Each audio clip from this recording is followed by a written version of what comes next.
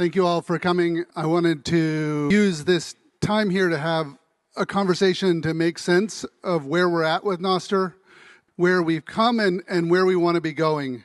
And because we're all part of this large collective project and we all see our own little pieces of it. And so I thought a bit of an overview might be very useful. Nostr is created by a community. Community is grown. It's not created artificially. It's not designed from the top down. And especially open technologies and complicated systems like the internet, they don't design well. They emerge. And I thought since Joff got in trouble for quoting some right-wing Brazilians, I would quote a Brazilian communist, which is, we make the road by walking. And it's a way of referring to how we're building this and that we're building it in the work we're doing. We're building it in the collaboration that we make. We're building in the running of it and how we learn it. And I think it's really important to realize that the process of creating Nostr, of building all these apps and figuring out how they work, that's a process that includes all of us, and that's a process we're figuring out together. And I also, I figured, why not, since I'm throwing things out there, I figure I'll quote the Bible too. But whatever has happened in the past is now here, and whatever is going to happen in the future is also here. And so, we have cycles of history. It doesn't repeat itself exactly, but it rhymes. And so we can understand where we are today and where we're going by looking at what has come in the past. The question of where did Nostr come from, or where did we come from to get here? And one of the things that I remember thinking about, and I don't remember if Jack and I had this discussion, but back at Odeo, there was a discussion about what does emerging media mean and how does it work, and how we looked at past systems that we had liked, and we thought about what it might mean in the era of mobile phones, or what it might mean in the era of what the internet looked like in 2006. And that stuck with me because humanity is a couple 100,000 years old, and we've only had agriculture for 10,000 years. We've had cities for less than that. We've had the nation state, we've had money, we've had all of these other constructions for a relatively short period of time in our history. But we evolved a long time ago. And so every time we introduce new technologies, we're going to repeat the same sets of human interactions, the same activities, because we're hardwired for that stuff. We're hardwired for community, we're hardwired for stories, we're hardwired for collaboration. And as we developed new communication technologies, from the original cuneiform tablets, which weren't really used for narrative writing at all, they were mostly used for accounting, they were ledgers, to the original papyrus writing, to manually copying books. All of those early stages, a very teeny percentage of the population got to participate in creating media, transposing media. Everybody else just had oral media. And then the printing press came along, and the goal of the printing press was to create dominance by the Catholic Church and bring the Bible to everyone. But what happened was people beyond the Catholic Church got a hold of the printing press, and all of a sudden, this preacher named Martin Luther started printing his pamphlets and created the Protestant Reformation. Basically, the printing press printed the Bible, which is the most printed book in history, but it also led to the collapse of dominance of the institutions of the Middle Ages. And we see the same thing with the rise of newspapers, where initially it was an idea of bringing everyone together and educating people, and what it did is it ended up changing how power worked in society. Every time these new technologies get introduced, we have moral panics. We have this idea that whatever the past worked, it isn't going to work again. And some of these moral panics seem quaint today. My favorite moral panic was Victorian-era novels, where there was a moral panic about reading too many novels was destroying the intellect of young people, and that legislators needed to do something to stop young people from spending so much time reading novels. And at the same time, or a little bit after that, there was a crusade against coffee shops, because coffee shops were where people got together and they read newspapers and they talked about stuff and they fomented revolutions and they came up with new ideas. And coffee shops were a very controversial idea, and people had moral panic about the novel. They had moral panic about coffee shops, about it destroying everything that made sense in society and causing us to go into dangerous territories. And so when we think about social media today, we have to realize that history, that is a pattern that has always been there. And we can learn from it, and we can also be a little bit calmer about the moral panics because we know that they keep coming. Another thing to realize is that speech in and of itself doesn't matter. If you're talking to no one in the woods, it doesn't have any effect. It's with the distribution, with the ability to reproduce and share and collaborate. On the top there's a picture of something called a scuttlebutt. And a scuttlebutt was how tall ships managed to send letters back and forth. Every time two tall ships met at sea, they would look in their barrel, their scuttlebutt, and find all of the letters that were going in the right direction of the other ship and exchange them. And it was a store and forward method of mail that had no central coordination at all. And then eventually we have the telegraph. And Henry David Thoreau said, I don't know why you would use a telegraph. Why do I want to talk to someone in Texas if I'm from Maine? The initial thing was, how are these things useful?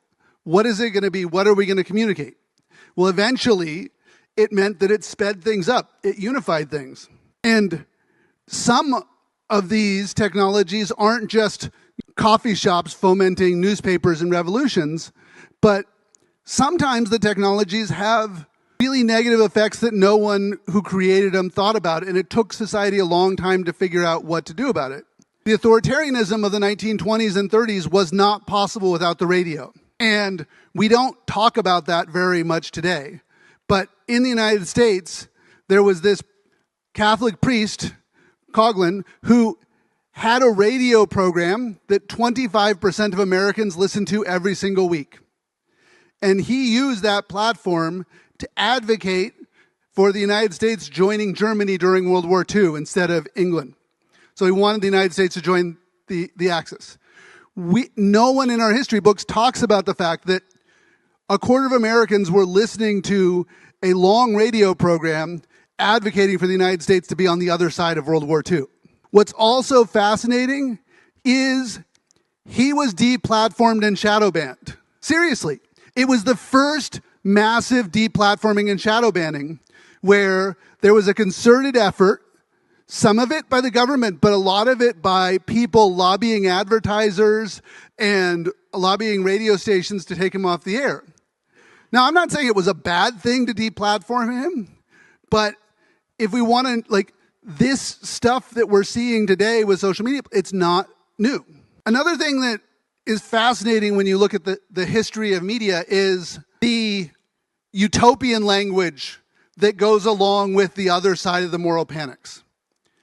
So the excitement and hope around broadcast television was that it would solve society's problems by unifying everybody under common culture.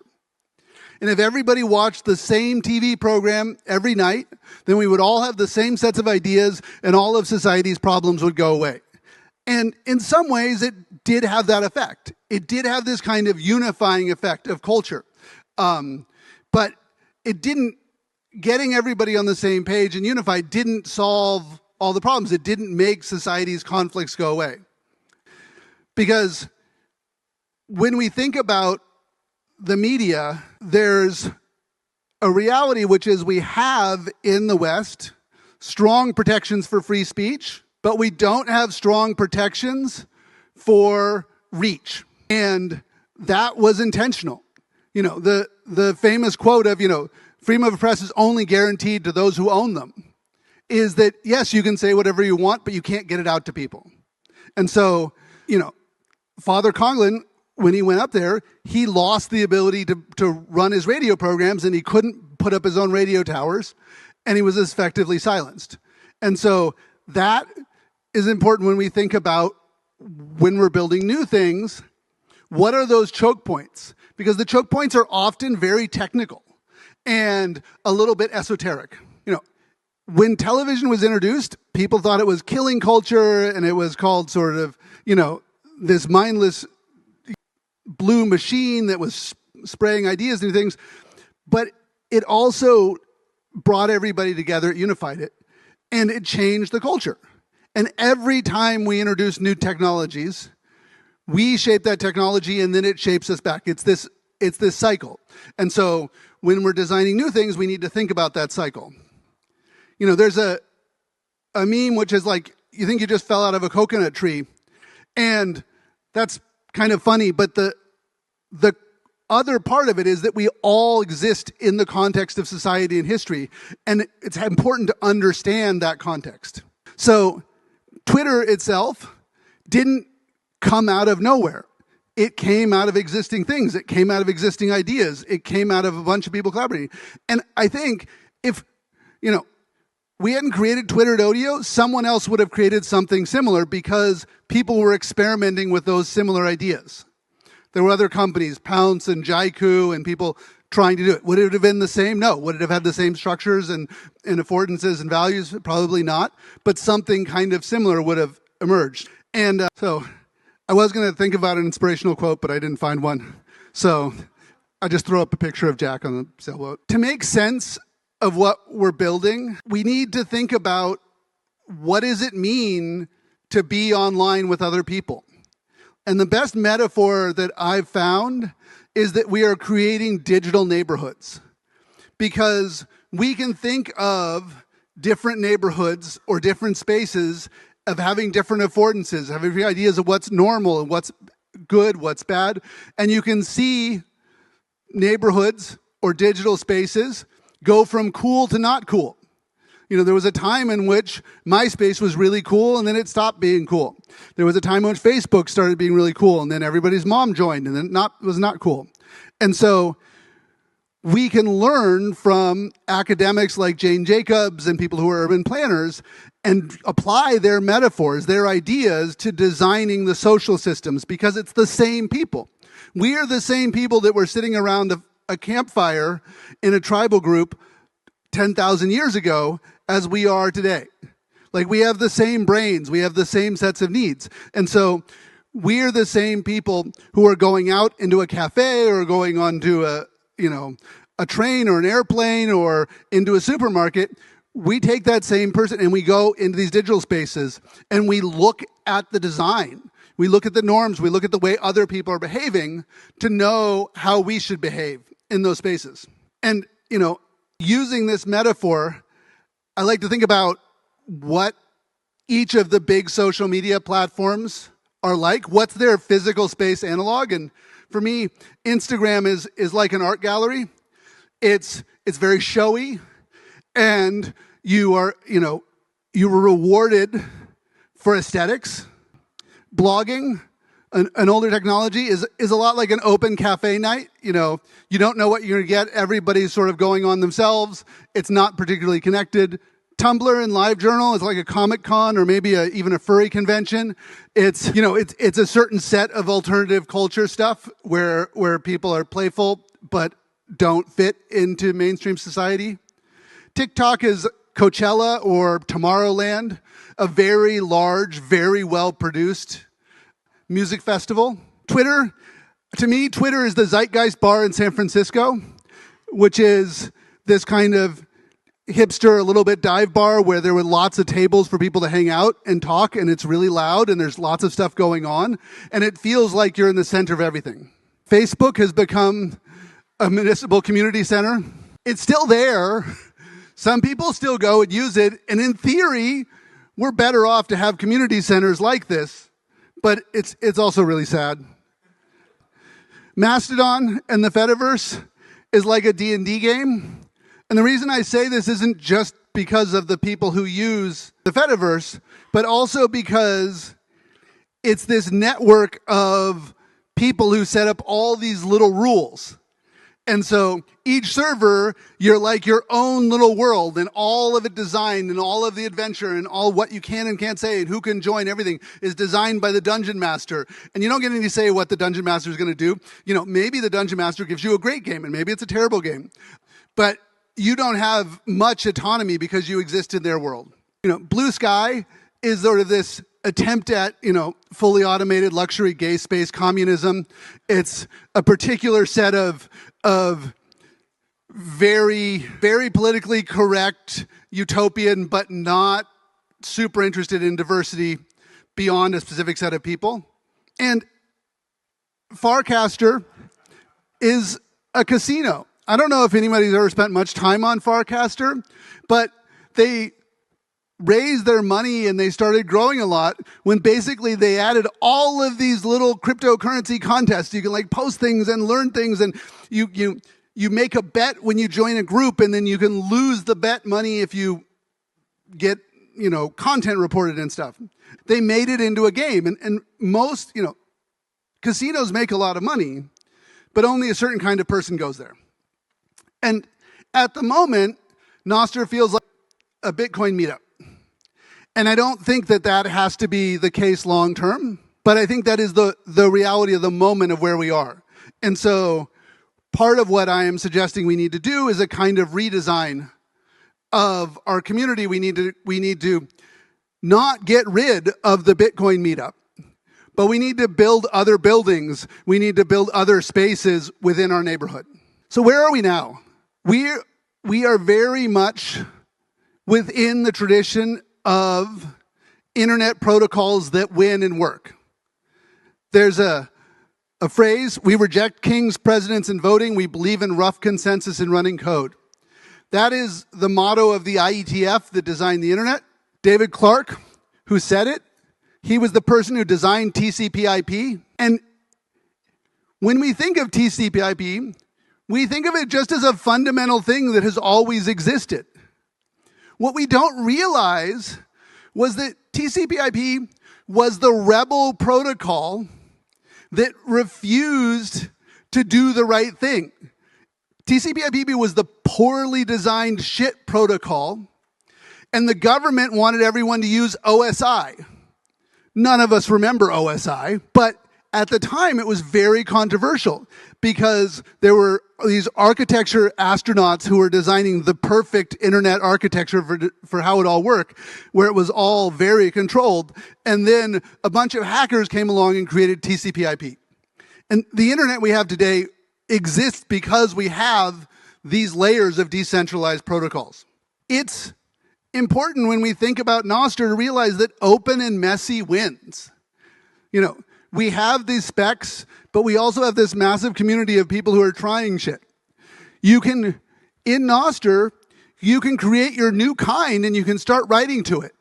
You can write whatever you want out to these messages.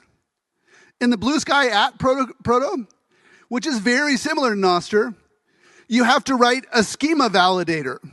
And you have to get a spec approved, and you have to put that on a bunch of different servers at different levels in the stack in order for a new message type to even work.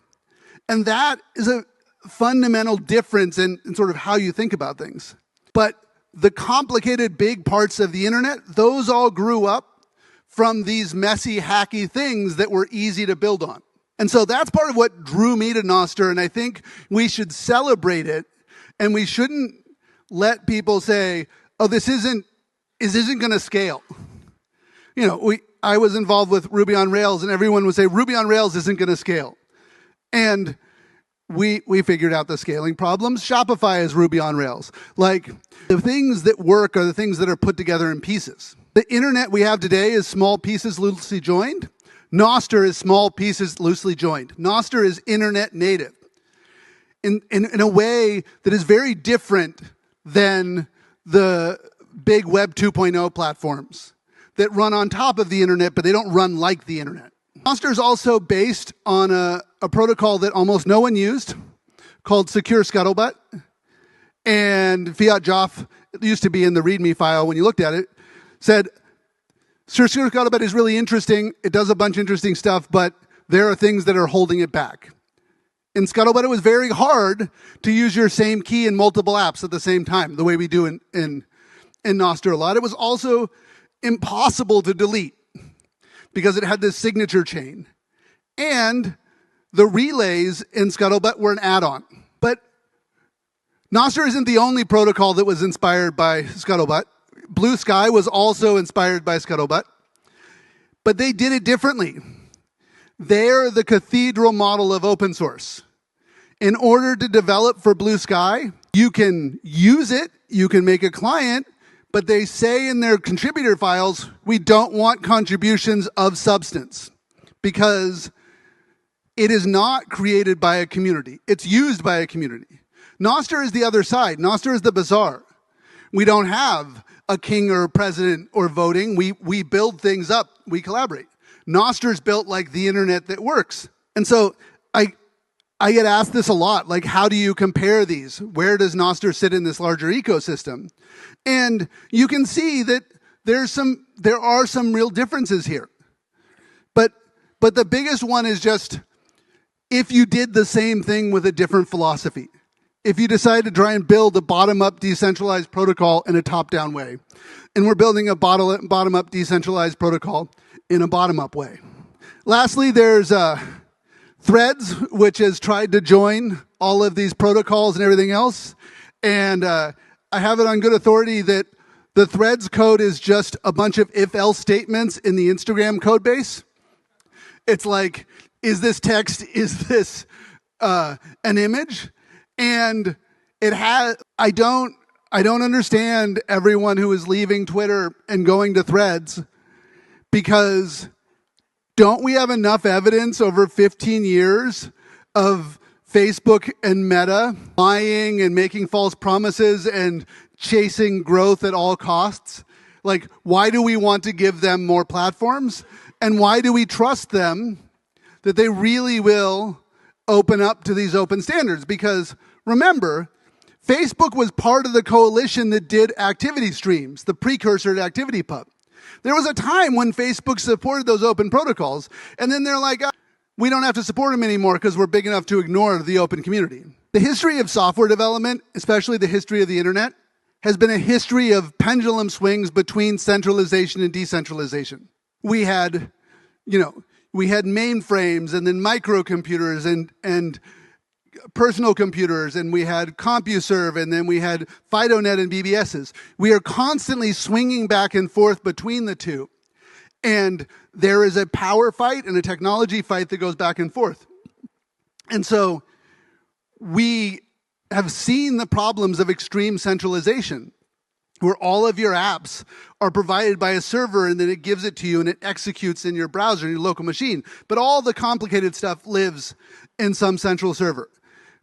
The world of everything is handed to you on the fly and runs in the browser is not that different than the old world of mainframes, because whoever controls that central server has all the power.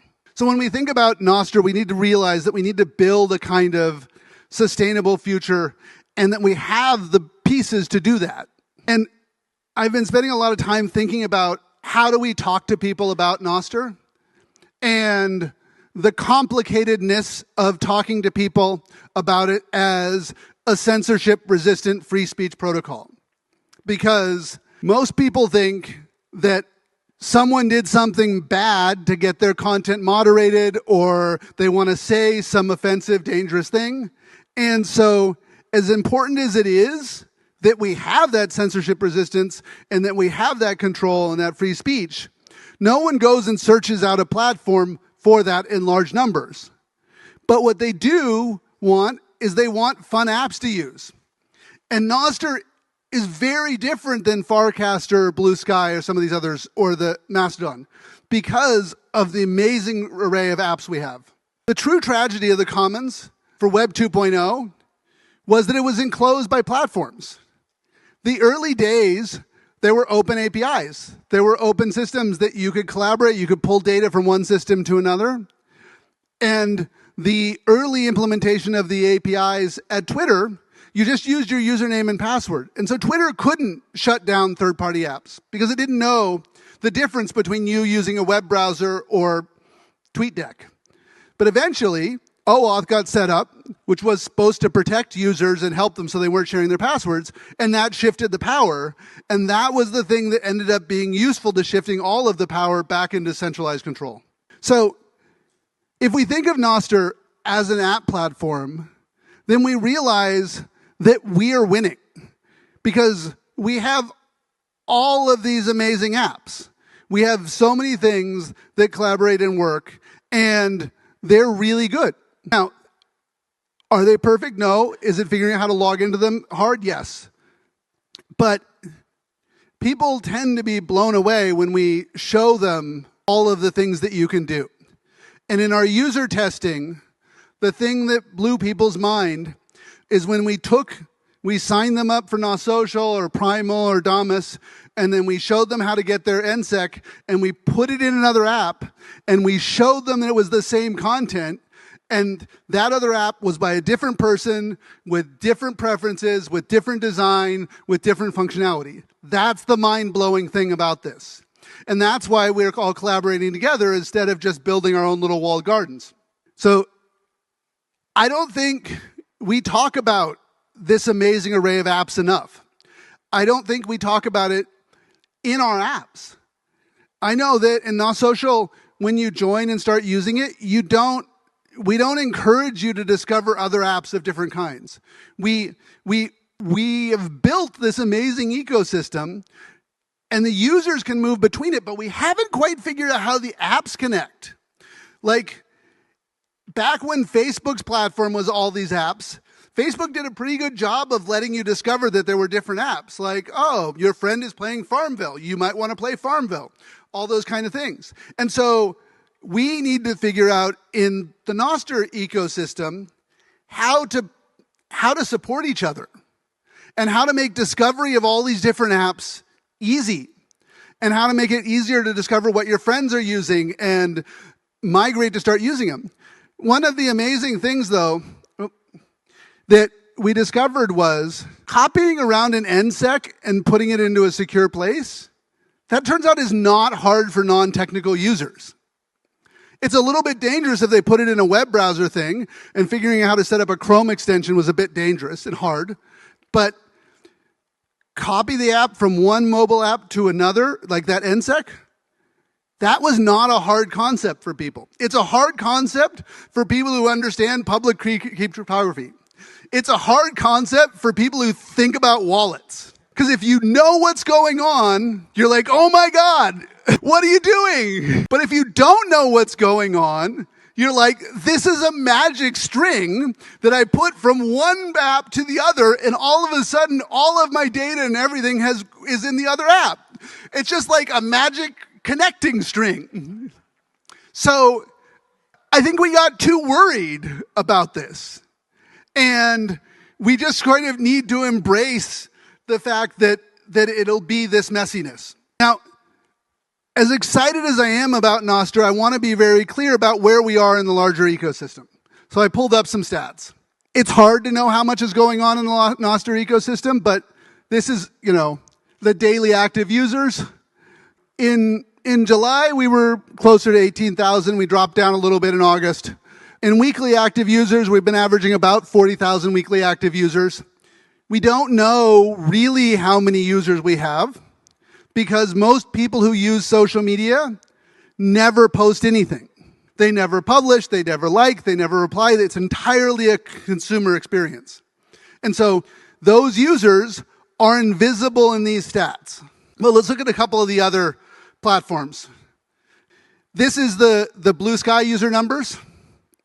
And, first off, you can see that it is higher. We don't know how many people are logging in, but we don't know how many people are liking. And so it's roughly 200,000 people seem active and doing stuff on Blue Sky. But look at the way the graph works. Blue Sky gets a bunch of press, and a ton of people sign up, things happen, they spike up, and then slowly goes down. Look at our user graph. We're not so high, but we are not spiking up because of one particular event. We're not getting a ton of press and sort of a ton of attention. We are growing organically. And to me, that's a really positive thing, as much as I wish we were at several 100,000 users instead of 40,000. Lens is another sort of Ethereum-based decentralized social media network. It's also inspired by Scuttlebutt. And if you look at their growth, they're actually consistently shrinking. And I think that's because they got outpaced by Farcaster, who were in exactly the same community as the early adopters. But Farcaster, who raised over $150 million in venture capital money a couple months ago, and it is even less open than Blue Sky's development. If you look at their use, it's not trending up in the right direction. So where are we at with the Nostr current community? Right now, we've designed Nostr to have one big community. It operates in a bunch of different languages, but it's essentially Bitcoiners. And if you look at it, there's a lot of talk about Bitcoin. But when it comes to Nostr, Bitcoin is a feature. Zaps are a feature. They get you two things. They're great, but they're not going to drive adoption to people who don't care about it, and people need to find stuff and be able to connect to other things. So where are we going? We need to go from this network of apps that are possible to things that are easier to use. It is remarkably hard to make really easy to use software for people. It requires a lot of work. In particular, it requires talking to people, talking to humans, and not just scratching your own itch. Pablo, I think you're amazing. I love all the things you do, but you're the prototyper who figures out everything. And then we need another community of people who takes all those prototypes and figures out what they make sense to users and how do we adapt them. And we have done a lot of user interviews in the last year around Nostr. We have done hundreds of times of sitting down and walking people through onboarding the apps and talking to them and understanding their social media states and what do they think about in 2024. And people want things that are fun. People want things that are playful. They want connection. They want connection to real people. They want to feel like they're connected. They want meaning. They're, you know, that's the problem with some of the Farcaster casino stuff is it's just like make little bits of money. And much to my surprise as a Bitcoin skeptic, they want an economic model and they want the micropayments. People want the ability to send and receive money between people. Like people who do not care about Bitcoin, they don't care about central banks, they're not engaged in all of it. When we're like, the economic model is you can pay for services and support it and run micropayments, they're happy because it means they're not looking into the advertising world. They need that alternative. They're desperate for an economic model that isn't selling them to advertisers. And this is good because we have an economic model. We have a system of payments that none of these other things, well, Farcaster does, but people don't want to feel trapped. They don't want to feel alienated and isolated. They don't want to feel like they're living in this sort of automaton world in which they're just being products that are bought and sold. They want to feel their humanity, and that's the root of a lot of the backlash against large language models and AI is not, oh, this is cool. Like we've taken all of the creation of humanity and we get to create new stuff together. It's feeling like it's exploitive. It's pulling out of their things. People don't like that. People want community and people want contradictory things. So when we onboard creators, and we've done this a lot in the last year of talking to them and setting it up, the thing they care most about is how easy it is to be published and use this thing, and how do I build an audience? And so they want the algorithm. The algorithm is what helps build them an audience in an easy way. It makes it easier to do. And they hate the algorithm because then they become dependent on it. So we often only hear the I hate the algorithm part. But what creators look at when they look at Nostr is like, well, how do I find people to follow me? How do I cultivate that community? Where do they discover it? And we don't have great tools for that. This is what I was saying, that they want the micropayments. But a lot of people distrust Bitcoin. They distrust it because they've heard of articles about the environmental impact.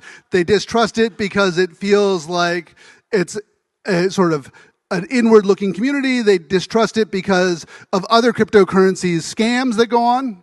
And so what we found was if we just talk about zaps and lightning payments and sending it between people, they're like, yeah, this is great.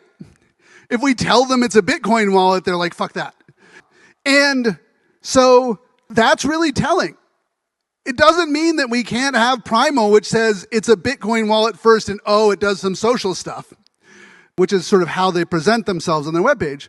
But it means that we also need a whole bunch of apps and a whole bunch of things that do the other thing, which is just like, oh yeah, this is the feature and how it works. The mind-blowing thing I talked about earlier is the way NSECs are passed between users and the way in which you can use all these apps together. It is a very different conceptual thing, and it excites people, and it's powerful. And users, especially non-technical users, they really need it to be incredibly intuitive. Like the amount of time we spend doing user testing and we need to find out the edge cases is overwhelming. So where are we going with Nostr? My vision of Nostr is how do we migrate it from a Bitcoin meetup to Christiana?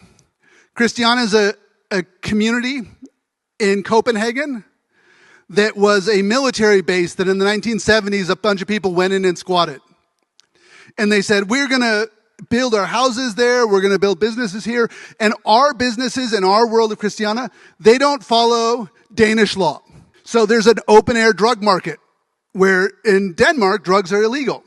But they're like, in Christiana, we're going to have different rules of commerce. We're going to have our space where we control it. We're going to have different rules about free speech. And there's going to be a diversity of things that are here. And it's going to be fun, and there's going to be art, and there's going to be commerce and all these things. And I think Nostr could be that. How do we create that? We build it together, collaborating, and we build it in a system that we don't all have to agree. We all don't have to ask permission, but we do need to collaborate and learn from each other. And we need to listen to our users. We need to do more talking to users. One of our projects over the last few months was running a creator and journalism accelerator where we reached out to hundreds of creators and journalists, and we worked on onboarding them to Nostr. We set them up with wallets, we set them up with accounts, we figured out which of the apps made most sense. Some of them used Nostr, but a lot of them used other apps. And we then highlighted all of those users and those accounts and helped them build the audience. That's how we discovered the love-hate relationship to algorithms. Because at first, they're like, I just hate the algorithm. And then they join Nostr and they're like, how do I build an audience? Why isn't there an algorithm helping me find people? And here, this is some examples of some of the folks we've onboarded in a directory. Another thing that came up a lot in user interviews and stuff is delete and edit. Users want these things. Users don't care that they're not real. As technologists, we're like, well, this isn't really ever going away, and what happens to it in versions like that? They're okay with that messiness because it's the social signal. Users really want private groups. We are seeing increasing number of people who are operating on the dark forest vision of the internet, which is there are scary, dangerous things out there, especially with large language models and bots, and I want to be able to decide who joins my community. And I want to be able to have privacy. I think Will's going to talk more about this later, but the ability to have a private group of everybody who follows me and who I follow, and I can post to them, and then I could also post publicly to everybody, that's something that doesn't exist on the big corporate social media platforms, but we can do it on Nostr. There's a lot, once we set up the technology, there's a lot we can do. And we need programmable spaces. We have that. We have this hackable space that's amazing. I go to Alcoholics Anonymous, and the 12th step of it is that having had a spiritual awakening, which is what it feels like to join the Nostr community and figure out that it's our responsibility to figure out the right way to carry that to other people. Nostr doesn't have a marketing department. What we have is a movement, and that's more powerful. So one of the things I'm super excited about is bringing on large communities or other new communities of people. And so I was super excited about the trust group. So they've got about 100,000 people who are joining. I'm excited about Henhouse and what Alex is doing with Ditto, because it gives the community collaboration stuff of Mastodon, but you get the freedom of Nostr. And then I have a few projects I'm working on myself. One is in the late 1990s, I started a calendar activist site called protest.net, and I have been migrating it to Nostr, so it'll run on an open network. And there's actually not a lot of software to build. It's like Flockster plus a custom relay plus Ditto and a few other things. And then the other thing we're doing is we're acquiring causes.com. Back in Australia, I talked about collaborating with them, and this is a community of 300,000 users. 100,000 of them open the daily email every single day. And they're wanting to collaborate, and they're wanting to talk about politics, and they're wanting to build things, and they want to have a larger impact in the world. And so what we're going to do is we're going to add crowdfunding. We're not going to tell them it's a wallet, but we're going to let them collect money and bring it in. And then we're going to let them decide where to allocate those funds. And so we're using this open network to make it work. The last thing, I don't have much time, but we should not copy other people's social media protocols and apps just because we're copying them. But when they do things that work, we should consider whether or not it makes sense for ourselves. And here are a few of them. The Blue Sky starter packs, they're basically a list, and they have a special interface, and they encourage users to sign up for them, and they generate custom URLs. So it gives you a bunch of people to follow. We kind of have all the tech to make this work with Lister and a bunch of other stuff. We just don't have it all connected. They're custom feed algorithm stuff. We have custom feed algorithms, but they have these neat, I guess a little ugly, tools for building them. And inside the apps, they make the discovery of them very easy. They encourage things for them. We have DVM and custom feeds, but we only have a few apps that do it, and we don't make it discoverable as people use it.